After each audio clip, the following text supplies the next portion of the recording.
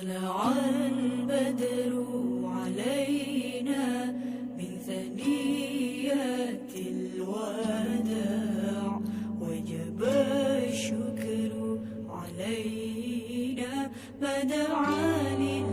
Bismillahirrahmanirrahim. Assalamualaikum warahmatullahi wabarakatuh. Innal hamdalillah nahmaduhu wa nasta'inuhu wa nastaghfiruhu wa na'udzu billahi min syururi anfusina wa min sayyiati a'malina may yahdihillahu fala mudilla lahu wa may yudlil fala hadiya lahu. Asyhadu an la ilaha illallah wa asyhadu anna Muhammadan abduhu wa rasuluh. Amma ba'du. Pertama-tama marilah kita panjatkan puja dan puji syukur kita kehadirat Allah Subhanahu wa taala yang telah melimpahkan kita sehingga kita dapat diberi kesehatan selalu. Yang kedua, sholawat serta salam tetap kita aturkan kepada Nabi kita Nabi Muhammad SAW yang telah membawa kita dari zaman jahiliyah ke zaman terang benderang ini.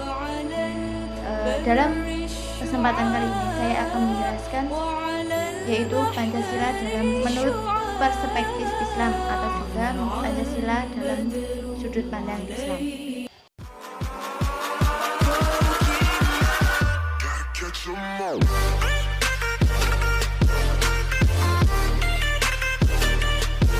Negara kebangsaan Indonesia yang berpancasila bukanlah negara yang sekuler atau negara yang memisahkan antara agama dan negara.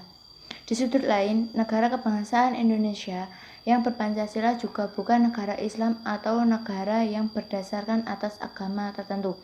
Negara Pancasila pada hakikatnya adalah negara kebangsaan yang berketuhanan yang Maha Esa.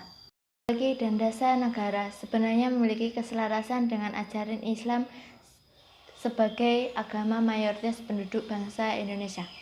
Sikap umat Islam di Indonesia yang menerima dan menyetujui Pancasila dapat dipertanggungjawabkan sepenuhnya dari segala pertimbangan.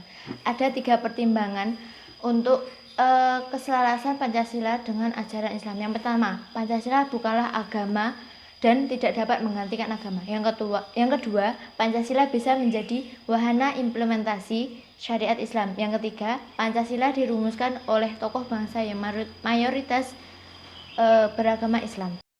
Tidak ada sila-sila yang menjerumuskan ke dalam ketauhidan atau kesyirikan. Coba perhatikan baik-baik 5 sila dalam Pancasila.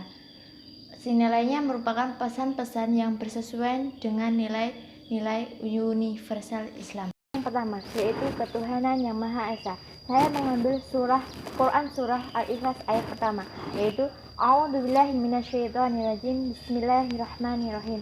Qul huwallahu ahad, yang artinya katakanlah Muhammad dialah Allah yang Maha Esa.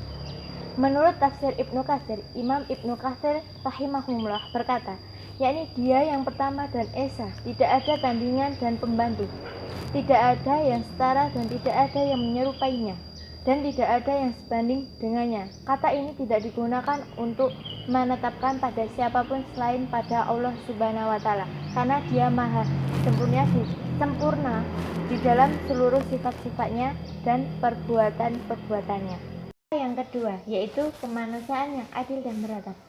Saya mengambil Quran surah An-Nisa ayat 135 yang bunyinya A'udzubillahi minasyaitonirrajim. Bismillahirrahmanirrahim. Ya ayyuhalladzina amanu kunu qawwamina bil qisti syuhada'a lillah, yang artinya wahai orang-orang yang beriman, jadilah kamu penegak keadilan dan jadilah kamu menjadi saksi karena Allah Subhanahu wa taala.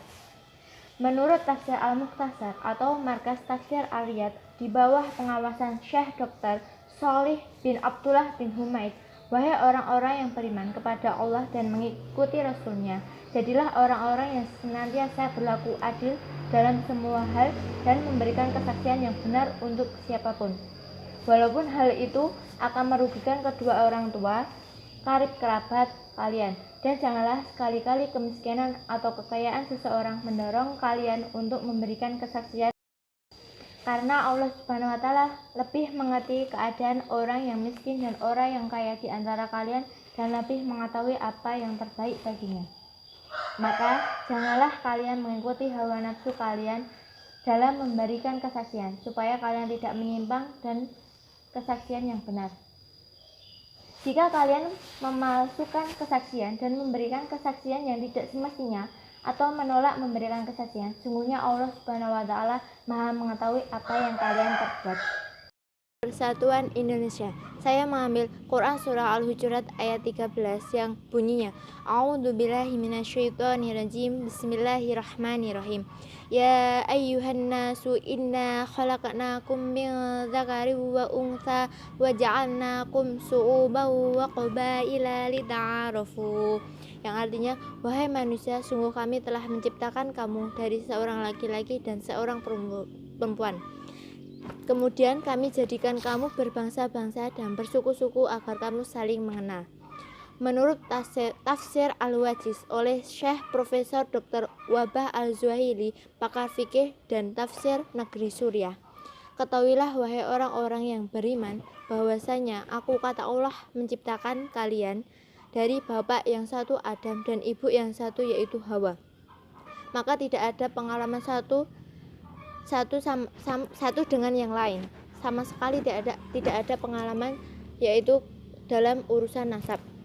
Dan Allah menjadikan kalian bersuku-suku dan berkabilah-kabilah, maka sebagian dari kamu mengetahui atau sebagian yang lain atas keutamaan kalian, dan kalian mengetahui nasabnya untuk menyeimbangkan nasabnya di antara kalian serta untuk saling tolong-menolong di atas kebaikan dan ketakwaan.